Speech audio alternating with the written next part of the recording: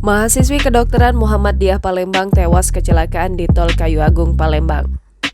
Feby Khairunisa, mahasiswi Fakultas Kedokteran Universitas Muhammadiyah Palembang, meninggal dalam kecelakaan maut di Jalan Tol Kayu Agung, Palembang, wilayah Pemulutan Ogan Ilir pada Jumat 7 Januari 2022 petang.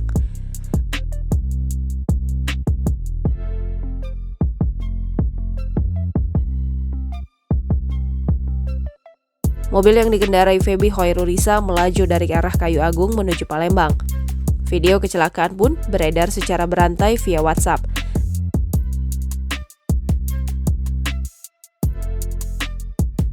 Dalam video itu, tampak seorang wanita terpental dari dalam mobil dan terkapar dengan posisi tubuh tertelungkup di aspal. Peristiwa kecelakaan ini telah ditangani Satlantas Polres Ogan Ilir.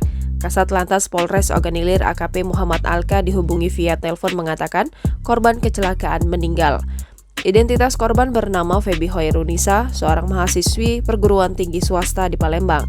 Tribunsumsel.com masih terus mencari informasi detail dalam kecelakaan ini.